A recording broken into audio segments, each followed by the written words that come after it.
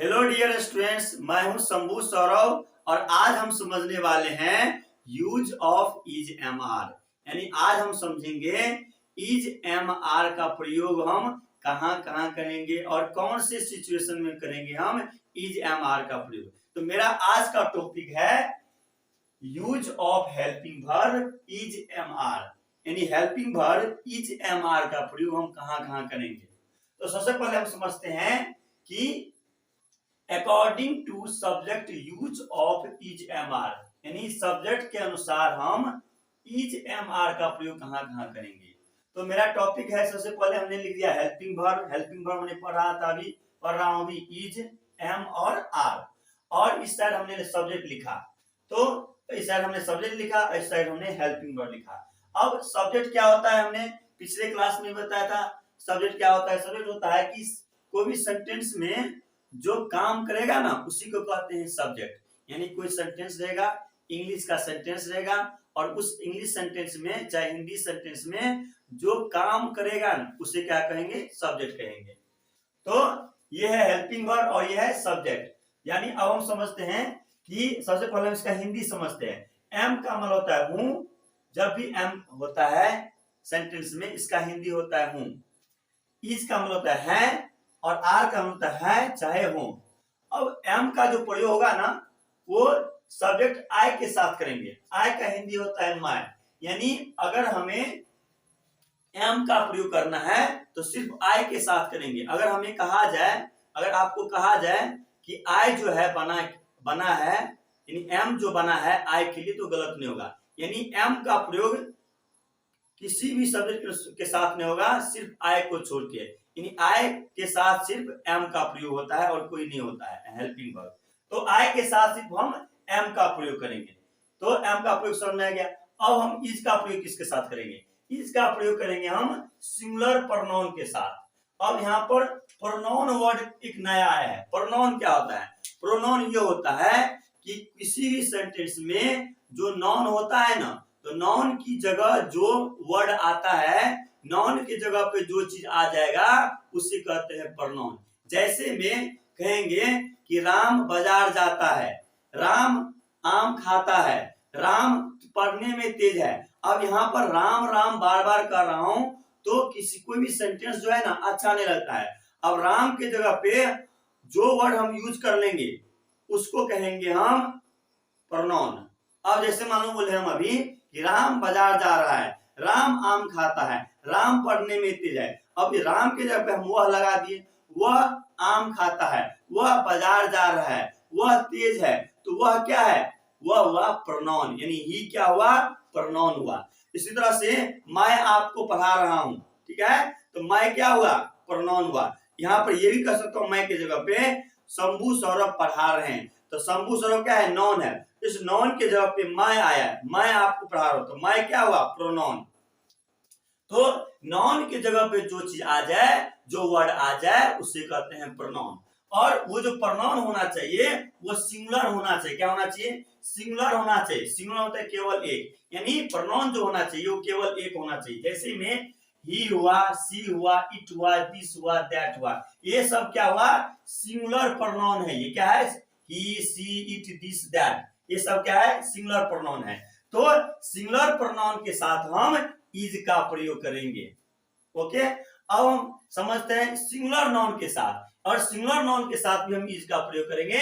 Singular noun होता है दुनिया में कोई वस्तु है जिसका कुछ न कुछ नाम है, नाम को नाउन कहते हैं। अब वस्तु क्या क्या हो सकता है? हो सकता है व्यक्ति का नाम, जानवर का नाम, जगह का नाम, या कोई भी चीज का नाम जिसका नाम है, जो आप आंखों से देख रहे हो, अगल बगल में जो भी चीज है। जैसे आप पढ़ रहे हो अभी, तो आपके पास किताब होगा, आप जिस चीज से देख रहे हो वो मोबाइल होगा, ठीक है, या आप यहाँ देख रहे हो मार्कर होगा, पेन होगा, कॉपी होगा, आपके जो जहां पर बैठे वो कुर्सी होगा, या दीवार होगा, या आपको टेबल होगा।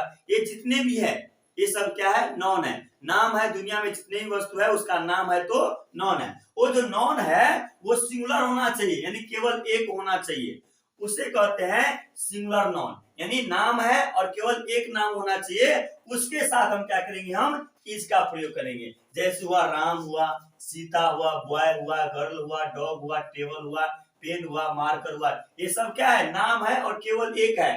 तो सिंगुलर नाउन के साथ हम क्या करेंगे, हम इज का प्रयोग करेंगे।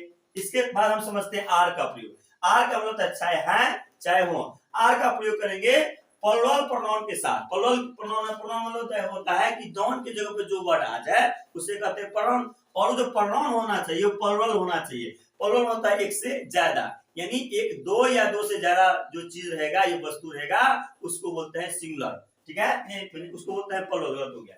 तो ये वो प्लुरल प्रोनाउन में कौन कौन सा आता है, वी आता है, यू आता है, दे आता है, दीज आता है, दोज आता है। तो इसके साथ हम क्या करेंगे, हम आर का प्रयोग करेंगे। किसका क्या प्रयोग करेंगे, आर का प्रयोग करेंगे। उसके साथ प्लुरल नाउन के साथ, ये नाम जो होना चाहिए वो एक से ज्यादा होगा, उसके साथ हम आर का प्रयोग करेंगे। किसका प्रयोग करेंगे, हम आर का प्रयोग करेंगे। जैसे राम और श्याम हुआ, दो लोग हुआ, तो ये सब ये क्या हुआ, प्लुरल नाउन हुआ। सीता, गीता एंड रीता क्या हुआ, तीन लोग हुआ, तो प्लुरल नाउन हुआ, उसके साथ हम आर का प्रयोग करेंगे। उस तरह से टेबल्स हुआ, एक से ज्यादा टेबल, पेन्स हुआ, एक से ज्यादा पेन, डॉग्स हुआ, एक से ज्यादा कुत्ते, बॉयज हुआ, गर्ल्स हुआ। तो इन सब के, ये सब क्या है, प्लुरल प्रोनाउन है। और प्लुरल नाउन हो तो उसके साथ हम क्या करेंगे, हम आर का प्रयोग करेंगे।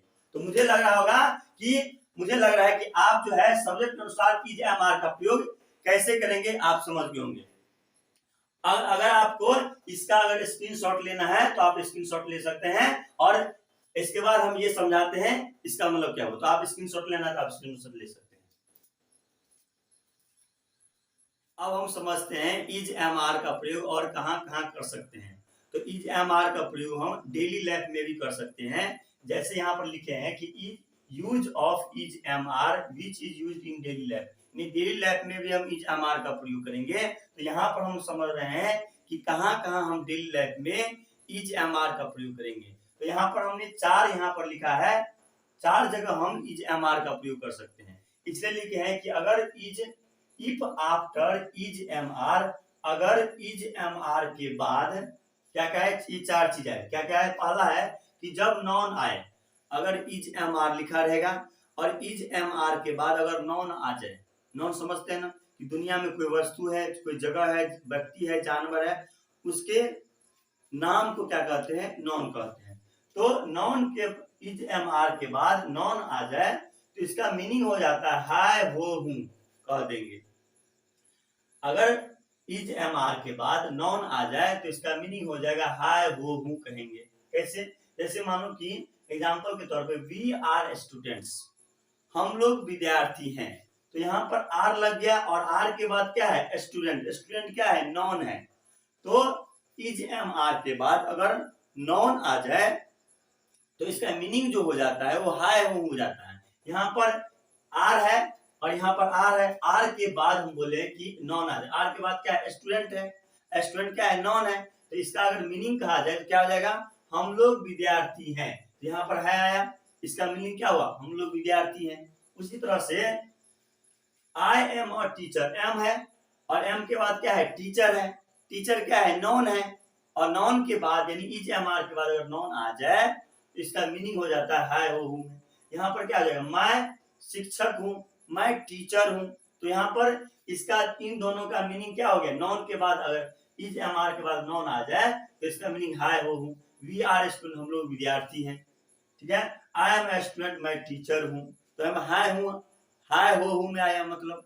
उसी तरह से दूसरा समझते हैं कि जब एडजेक्टिव आए, जब इज एम आर के बाद एडजेक्टिव आए। एडजेक्टिव क्या होता है, एडजेक्टिव होता है कि नॉन या प्रोनाउन की विशेषता जो बताएं, नॉन चाहे प्रोनाउन की जो विशेषता बताएगा उसे कहते हैं एडजेक्टिव। ठीक है, तो विशेषता क्या हो सकता है, अच्छा हो सकता है, बुरा हो सकता है, खराब हो सकता है, तेज हो सकता है, चमकीला हो सकता है, बहुत, ये सब एडजेक्टिव है।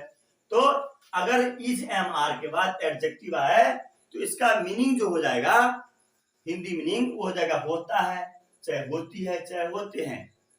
पीछे कर रहे हैं, अगर इज एम आर के बाद एडजेक्टिव आ जाए, ठीक है, तो इसका मीनिंग क्या हो जाता है, होता है, चाहे होती है, चाहे होते हैं। जैसे हम बोले हम मिल्क इज व्हाइट, दूध जो है उजली होती है, यहाँ पर होती है लग गया।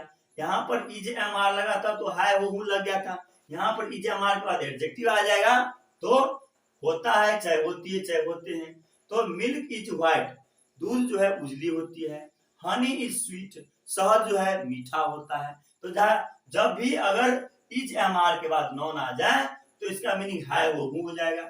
जब भी इज एम आर के बाद एडजेक्टिव आए तो इसका मीनिंग हो जाता है होता है, होती है, चाहे होते हैं। अभी हमने ये समझाया। अब तीसरा समझ रहे रूल, अगर इज एम आर के बाद मेन वर्ब में आईएनजी लग जाए, जब मेन वर्ब में आईएनजी लग जाता है तो V4 बन जाता है।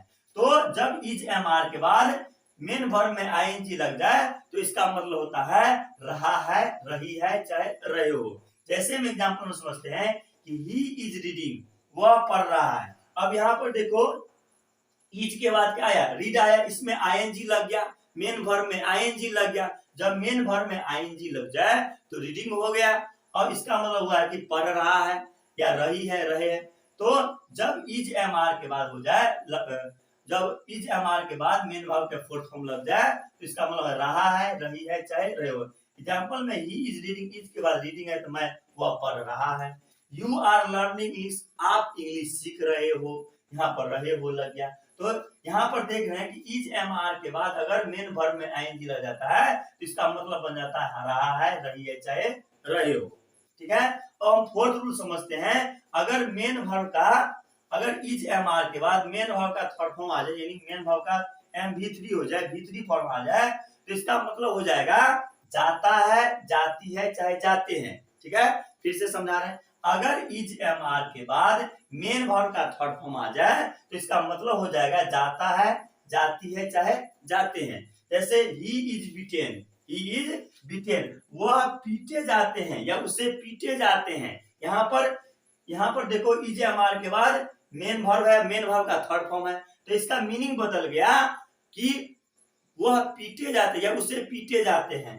हिंदी इज स्पोकन, हिंदी बोली जाती है। यहाँ पर स्पोक का थर्ड फॉर्म लग गया, स्पोक, स्पोकन, स्पोकन।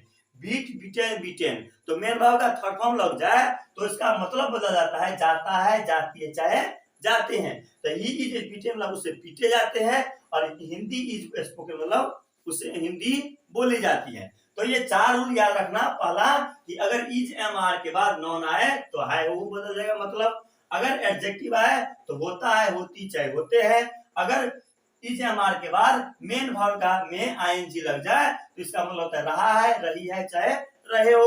और इज एम आर के बाद फोर्थ रूल में अगर मेन वर्ब का थर्ड फॉर्म लग जाए तो इसका मतलब होता है जाता है, जाती है, चाहे जाते हैं। ठीक है। और कुछ एग्जाम्पल हम समझते हैं यहाँ पर कि यू आर बॉयज, तुम लड़के हो। यहाँ पर देखो इज एम आर के बाद नॉन आया, तो अगर इज एम आर के बाद नॉन आ जाएगा तो मतलब बदल जाता है वो हूं में। तो यहाँ पर इज एम आर के बाद नॉन आया, इसका मतलब क्या हुआ, तुम विद्यार्थी हो, है वो हूं में से कोई होगा। यहाँ पर हो जाएगा तुम एक विद्यार्थी हो, तुम एक लड़के हो।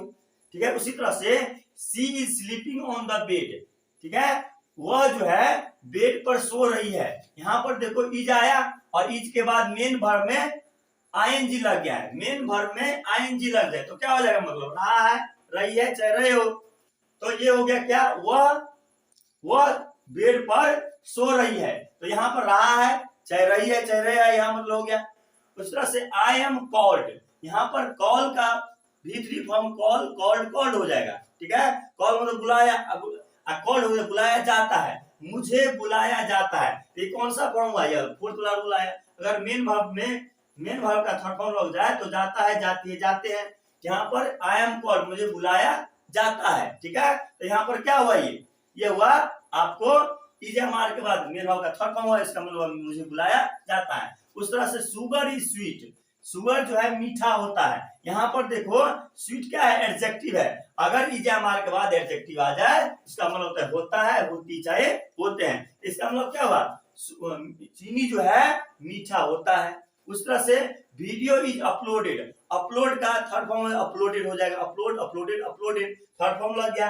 तो जब भी अपलोड अगर थर्ड फॉर्म लग गया तो इसका मतलब होता है जाता है, जाती है, चाहे जाते हैं। ठीक है। तो वीडियो अपलोड किए जाते हैं, यहाँ पर जाता है, जाती है, जाते हैं मतलब बदल गया। इसका मतलब पूरा का मतलब क्या हुआ, वीडियो अपलोड किए जाते हैं। तो याद रखना इन चारों रूल को। अगर इज एम आर के बाद नॉन आए तो है वो हूं में बदल जाएगा। अगर इज एम आर के बाद एडजेक्टिव आए तो होता है, होती है, होते हैं। अगर इज एम आर के बाद मेन वर्ब में आईएनजी लग जाए इसका मतलब रहा है, रही है, रहे हो। और अगर मेन वर्ब, अगर इज एम आर के बाद मेन वर्ब का थर्ड फॉर्म लग जाए इसका मतलब होता है जाता है, चाहे जाती है, चाहे जाते हैं। अब आपके लिए अगर आप लोग समझ गए होंगे तो आपके लिए कुछ जो है यहाँ पर प्रैक्टिस लिखा हूं, जो आप कमेंट में आप इसको लिख सकते हो। जैसे बोला हूं कि हम लोग गायक है, अगर आप ये चीज समझे होंगे तो इसका जो है कमेंट में इसका जवाब देना, आंसर देना कि हम लोग गायक है, इसका ट्रांसलेशन क्या होगा। अंग्रेजी पढ़ी जाती, इसका ट्रांसलेशन क्या होगा। सीता और गीता बाजार जा रही, इसका ट्रांसलेशन क्या होगा। वीडियो देखी जाती, इसका ट्रांसलेशन क्या होगा। अगर आप समझो इसका ट्रांसलेशन, आप कमेंट में इसका जवाब देना। तो मुझे लग रहा है कि आज का क्लास अच्छे से समझे होंगे, और इसी के साथ मैं आपको साथ विदाई लेता हूं। और अगर आपको वीडियो अच्छा लगा हो तो प्लीज वीडियो को लाइक, शेयर और सब्सक्राइब कर दीजिएगा, जिससे मेरा भी मोटिवेशन बनता रहे और आगे भी आपके लिए अच्छे अच्छे वीडियो बनाता रहूं। और इसी के साथ आपके साथ विदाई लेता हूं। और अगर आपको चाहिए इसका स्क्रीनशॉट तो आप ले सकते हैं।